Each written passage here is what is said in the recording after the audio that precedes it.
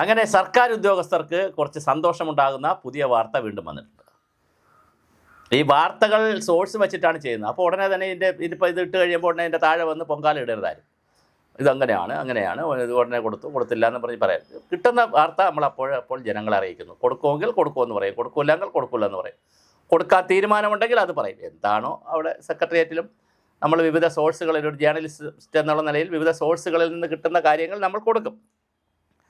ഇപ്പോൾ കേൾക്കുന്ന വാർത്ത, നവംബർ 1 ചില വമ്പൻ പ്രഖ്യാപനങ്ങൾ ഉണ്ടാകാനുള്ള സാധ്യതയുണ്ട്.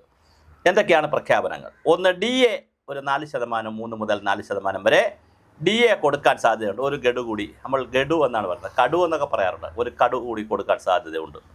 അപ്പോൾ കുറച്ചുകൂടി അത് 8 എന്നുള്ളത് ഇപ്പോൾ 7 മാറുമെന്ന് തോന്നുന്നു. ഒരു ഗഡു കൂടി കൊടുക്കാൻ സാധ്യതയുണ്ട്. അത് ശമ്പള പരിഷ്കരണം അല്ലെങ്കിൽ നമ്മുടെ പെൻഷൻകാർക്കും എല്ലാവർക്കും കിട്ടാൻ സാധ്യതയുണ്ട്. സർക്കാർ 5-5 ലക്ഷം വരുന്ന സർക്കാർ ഉദ്യോഗസ്ഥർക്കും പിന്നെ പെൻഷൻകാർക്കും കിട്ടാൻ സാധ്യതയുണ്ട്. അതൊരു വിഷയം. രണ്ടാമത്, ശമ്പള പരിഷ്കരണ കമ്മീഷനെ വയ്ക്കാനുള്ള എല്ലാ സാധ്യതയും കാണുന്നുണ്ട്. അത് കമ്മീഷൻ, ചിലപ്പോൾ കമ്മീഷനായിരിക്കും, ചിലപ്പോൾ കമ്മിറ്റി ആയിരിക്കും. നമ്മൾ നേരത്തെ പറഞ്ഞിരുന്നു കമ്മീഷന് സാധ്യതയില്ല, കമ്മിറ്റി വയ്ക്കുമെന്ന്. ഇപ്പോഴും അതിലൊരു അനിശ്ചിതത്വമുണ്ട്. കമ്മീഷനാണോ കമ്മിറ്റിയാണോ? കമ്മീഷനെ വെച്ചുകൊണ്ട് 6 മാസത്തിനകത്ത് ഒരു തീരുമാനമുണ്ടാക്കാൻ പറ്റിയില്ലെങ്കിൽ, കാരണം പിന്നെ സമയം കുറവാണല്ലോ. ഇനിയിപ്പോൾ നവംബർ പകുതി കഴിഞ്ഞാൽ പിന്നെ ഡിസംബറിൻ്റെ ഇടയ്ക്ക് ഒരു കാര്യം ചെയ്യാൻ പറ്റില്ല, മീറ്റിംഗ് ഒന്നും വിളിക്കാൻ പറ്റത്തില്ല, ഇലക്ഷനാണ്, ഒരു നോട്ടിഫിക്കേഷൻ നടത്താൻ പറ്റത്തില്ല. ഡിസംബർ പകുതി വരെ പോകും. ഡിസംബറിൽ ഇനി ഒന്നും ചെയ്യാൻ പറ്റത്തില്ല. പിന്നെ ജനുവരി, ഫെബ്രുവരി, മാർച്ചേ ഉള്ളൂ. അപ്പോൾ നവംബർ 1 ശമ്പള പരിഷ്കരണ കമ്മീഷനെ പ്രഖ്യാപിച്ചാലും, കാര്യം ഇലക്ഷൻ മുമ്പേ പ്രഖ്യാപിക്കും, നവംബർ പകുതി ആയാലേ ഇലക്ഷൻ വരികയുള്ളൂ. അങ്ങനെ ഇലക്ഷൻ കമ്മീഷനും അങ്ങനെ ഗവൺമെൻറ്റുകൾ എന്തെങ്കിലും പ്രഖ്യാപിക്കണമെങ്കിൽ പ്രഖ്യാപിച്ചോട്ടെ എന്ന് വിചാരിച്ചുകൊണ്ടാണ് ഇലക്ഷൻ കമ്മീഷൻ ചില സൂചനകളൊക്കെ പുറത്തിടുന്നത്. എന്തെല്ലാം പദ്ധതി ഉണ്ടെങ്കിൽ നടപ്പിലാക്കിക്കോട്ടെ എന്ന് വിചാരിച്ചാണ്. അപ്പോൾ അതുകൊണ്ട് തന്നെ നവംബർ 1 പ്രഖ്യാപനം വരാൻ പോകുന്നത്, ഒന്ന്, DA എല്ലാവർക്കും ഒരു ഗഡു DA കൂടെ കൊടുക്കാൻ സാധ്യത. ശമ്പള പരിഷ്കരണ കമ്മീഷൻ ഓർ സമിതി, എന്തായാലും അത് ഒരു സുഖമുള്ള വാർത്തയായിട്ട് വരും. പങ്കാളിത്ത പെൻഷനെ സംബന്ധിച്ച് അഷ്വേർഡ് പെൻഷൻ എന്നുള്ളത് കൺസെപ്റ്റിലേക്ക് വന്നിട്ടുണ്ട്. ഉറപ്പുള്ള ഒരു പെൻഷനിലേക്ക് മാറിയിട്ടുണ്ട്. അത് സ്റ്റാറ്റ്യൂട്ടറി പെൻഷനിലേക്ക് മാറുമോ അതോ അഷ്വേർഡ് പെൻഷനിലേക്ക് മാറുമോ, പങ്കാളിത്ത പെൻഷൻ പിൻവലിക്കുമോ, അതിൻ്റെ നടപടിക്രമങ്ങൾ ത്വരിതപ്പെടുത്തുമോ എന്നുള്ളത് നവംബർ 1 അറിയാൻ പറ്റും. ആശാ വർക്കേഴ്സിൻ്റെ സമരം ഗൗരവമായി നടക്കുകയാണ്. അത് ഇപ്പോൾ നിൽക്കുന്നതിന് പൊളിറ്റിക്സും കൂടി അതിനകത്തുണ്ട്. ഇതിനിടയ്ക്ക് 22-ാം തീയതി മറ്റോ മുഖ്യമന്ത്രിയുടെ വസതിയിലേക്ക് ആശാ വർക്കേഴ്സുകാർ സമരം പ്രഖ്യാപിച്ചിട്ടുണ്ട്.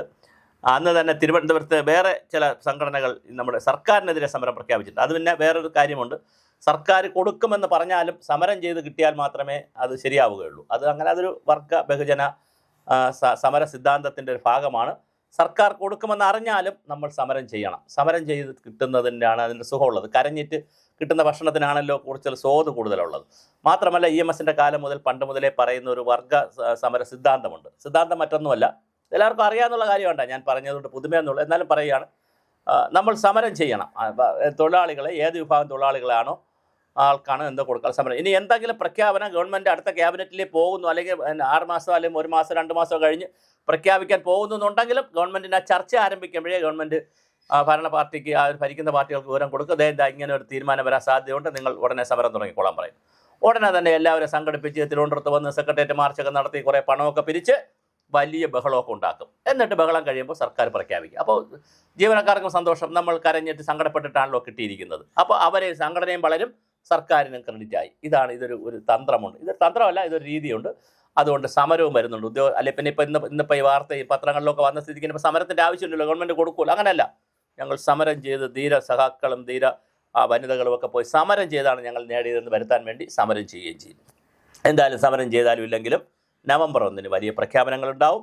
പിന്നെ ആശാ വർക്കേഴ്സിൻ്റെ ഇൻസെൻറ്റീവ് കൂട്ടാൻ സാധ്യതയുണ്ട്. കേന്ദ്ര ഗവൺമെൻറ് കുറച്ച് പൈസ കൂട്ടിക്കൊടുക്കാമെന്ന് പറഞ്ഞു. സംസ്ഥാന ഗവൺമെൻറ്റും കൂട്ടിക്കൊടുക്കാനുള്ള എല്ലാ സാധ്യതയുമുണ്ട്. അതിൻ്റെ പൊളിറ്റിക്സാണ് നിൽക്കുന്നു. കൂട്ടിയിട്ട് സമരം പിൻവലിക്കാമെന്ന് സമരക്കാരും, സമരം പിൻവലിച്ചാൽ കൂട്ടാമെന്ന് സർക്കാരും, ആ ഒരു പെൻഡിങ്ങിലാണ് നിൽക്കുന്നത്. പക്ഷേ എന്തായാലും സമരം കൂട്ടാൻ സാധ്യതയുണ്ട്. ക്ഷേമ പെൻഷനുകൾ കുറേയെങ്കിലും കൊടുക്കാൻ സാധ്യതയുണ്ട്. കെട്ടിട നിർമ്മാണ തൊഴിലാളികളുടെ പെൻഷൻ കുറച്ച് കൊടുക്കാൻ അത്തരത്തിൽ ഒരു പിന്നെ സാമൂഹ്യക്ഷേമ പെൻഷൻ ആൾറെഡി കൊടുത്തു കഴിഞ്ഞു. അതൊന്നും കൂടിയൊക്കെ ബലപ്പിച്ച് അതിലപ്പോൾ 1600 രൂപ എന്നുള്ളത് 2000 ആക്കാനുള്ള സാധ്യതയുണ്ട്. അങ്ങനെ സമ്പൂർണ്ണമായ ഒരു 85-90 ലക്ഷം വരുന്ന ആളുകളെ, അതിൽ ക്ഷേമനിധികളുമുണ്ട്, അംഗനവാടി, ആശാ വർക്കേഴ്സ്, എല്ലാ ക്ഷേമനിധികളെയും വരുന്ന ഒരു 90 ലക്ഷം ആളുകളെ സ്നേഹിക്കുന്ന, അല്ലെങ്കിൽ അവരെ മോഹിപ്പിക്കുന്ന, അവരെ കൂടെ നിർത്തുന്ന കരുതലുകളെന്നൊക്കെ പറഞ്ഞ് അവരെ ഞങ്ങൾ രക്ഷിക്കുമെന്നുള്ള നിലയിൽ പ്രഖ്യാപനങ്ങളും നടപ്പിലാക്കലുമൊക്കെ വരാനുള്ള സാധ്യത നവംബർ 1 കാണുന്നു. എല്ലാവർക്കും കോളടിച്ചല്ലോ, നമുക്ക് കൈയടിക്കാം.